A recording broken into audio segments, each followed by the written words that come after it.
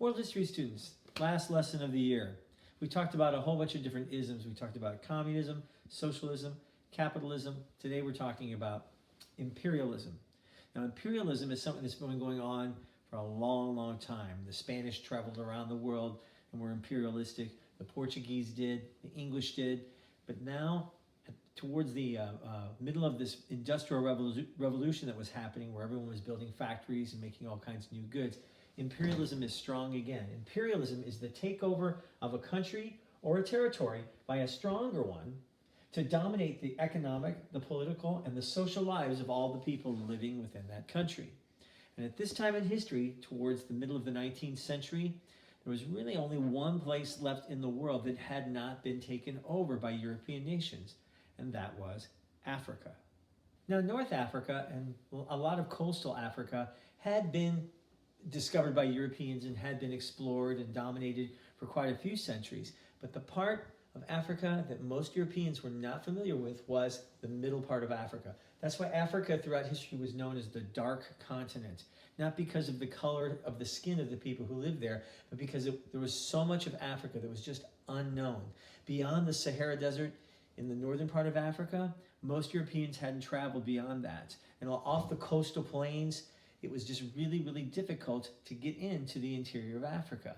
It was tough to cross the desert, and the deeper you got into Central Africa, the more dense the jungles were, the elevation was coming up, these raging rivers were flowing out of Africa. It was just really hard to penetrate the interior of this dark continent.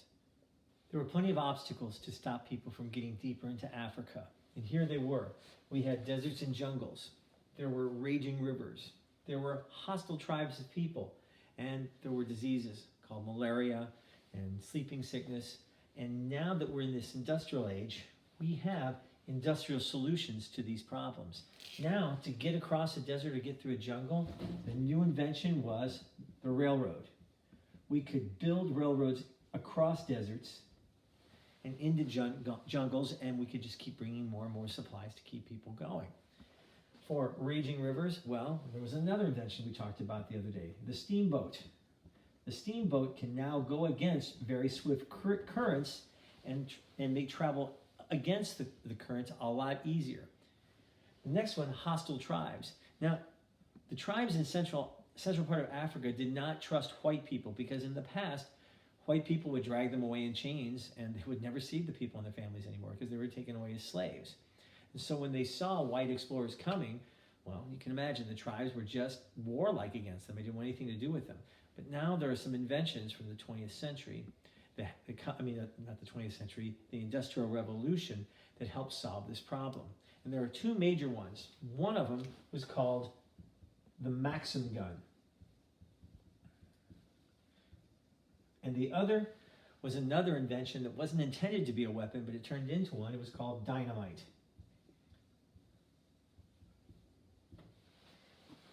Malaria, ironically, there was a medicine that was made from a tree bark from South America that helped fight malaria. It was called quinine. So now we have newfangled industrial solutions. So now Europeans have the ability to go further and further into the interior of Africa. A little side story on the Maxim gun. It was invented by a guy named Hiram Maxim. Hiram was an American inventor, and in the middle of the 1800s, he was coming up with some really, really good ideas and trying to get a patent on them. That means he gets permission from the government to be the sole producer of this product, and he can make lots and lots of money on it. Well, there was another great inventor living in the United States at this time. His name was Thomas Edison. And Edison invents lots of important things for our society. He invents the light bulb, the phonograph, the moving picture camera, all kinds of things. When Edison died, he had over 1,000 inventions with his name on it. But Edison didn't invent everything by himself. At a very young age, he made a fortune helping the telegraph service by inventing some newfangled things to help the telegraph. And he took that money and he invested it into a company just solely for new inventors. And Edison would go around the country recruiting young, good inventors and saying, hey, you want to come work for me? I'll pay for all your expenses. I'll get you all the supplies you need. You just invent. And he had a lot of great minds working for him. But his name would go on the patent, so his company would get the credit for inventing things. Well, he heard about Hiram Maxim, and he approached him, and he said, Hiram, I want you to come work for the Edison Company. And Hiram said, you know what? I'm doing okay on my own. Thanks, but no thanks. So Maxim went off, and he was inventing all kinds of really, really cool things. A couple of years later, Edison approached Maxim again. He said, my offer still stands. Would you like to come work for our company? And Maxim said, no, I'm doing fine on my own. Well, then Edison said, well, I've got a business proposition for you. And Hiram says, well, what is it? He says, I want you to move out of the United States, and I will pay you an annual salary of $10,000 a year to go live someplace else. He said, why? He goes, because every year you're here, we are going to be competing to invent a lot of the same things. And he said, and I don't want to compete against you anymore. You're too good. So I will pay you $10,000 a year to just move your family someplace else. Well, $10,000 a year back in that time, that would be like someone offering you $500,000 a year to go live someplace else. Now, I like the United States of America, but if somebody said, hey, I'll give you $500,000 to go live in another country, I'd go home and say, kids, honey, pack our bags. We're moving to England, or we're moving to Canada. And that's just what Hiram did. He moved his whole family to London, and he started working on his patents over there. And he made money because he did invent a lot of good things. And he invented the Maxim gun. And the Maxim gun is one of the very first really successful machine guns. Had he been in the United States and invented the Maxim gun, the United States military would have bought every one of them from him. They would have been his only customer. But since he's not living in the United States, he's living in England, who buys the Maxim gun? Anybody with a bank account. And Maxim sells guns to every major country in Europe. And all these countries want to go down to Africa to explore and to dominate the people down there. And they all come down with these Maxim guns. Now, two guys can take a whole tribe of hostile natives on, and it won't be any problem at all. It's a sad part of history, but it really did happen. Now Europeans have everything they need to go exploring in Africa. But the reason they went to Africa is because they needed some things. Europeans needed more raw materials for this industry that they have, this new industrial revolution. They want more coal, more oil, more metals. They can find them in Africa. They wanted empires to show all their national greatness because their nationalism is just exploding in their countries. Look how great we are. We own a hunk of the world over here and a hunk of the world over here. And the people have to do what we tell them to do because we're so great.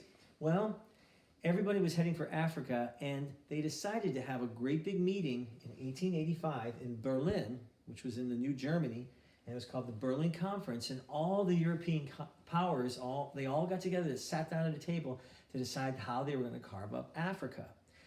The Germans were there, the Italians were there, the Portuguese were there, the Spanish were there, the Dutch were there, the Belgians were there, the British were there. Just about everybody was there except for one obvious person who was left out. There was not one African at the entire conference. Not one. No one of color there who lived in Africa had any say in what was going to be the destiny of their homelands. Now, why weren't there any Africans at this meeting? Well, most Europeans felt like they were better than Africans. This was a really, really a big example of racism taking place, where they felt like we are a better race of people than the people living in Africa. How come? How come they're better? Well, because they have never developed any major technology or any major weapons. They still live in tribes. They haven't got any big cities with modern buildings and stuff. They can't be as advanced as we are. Even though throughout the centuries, the Africans living there had been populating and living happy lives and productive lives for centuries, for some reason, the Europeans felt like they were better than African people.